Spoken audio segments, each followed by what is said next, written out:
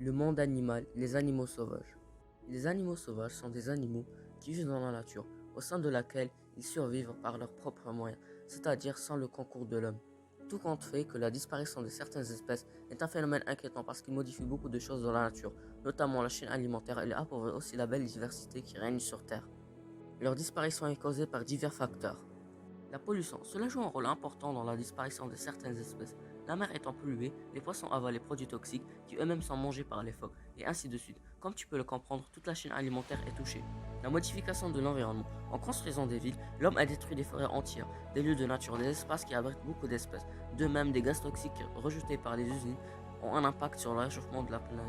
Heureusement, des associations internationales et des professionnels veillent sur la protection de la nature et des espèces menacées. Les animaux domestiques. Le chat. Le chat domestique est un mammifère carnivore de la famille des félidés. Félin. C'est le seul félin domestiqué. Il conserve tout de même son caractère sauvage beaucoup plus qu'un chien. Le chien. Le chien est un mammifère carnivore sous-espèce du loup de la famille des canidés.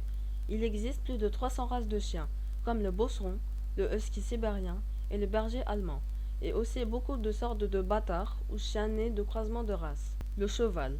Le cheval est un grand mammifère ongulé qui fait partie de la famille des équidés, au même titre que l'âne et le zèbre.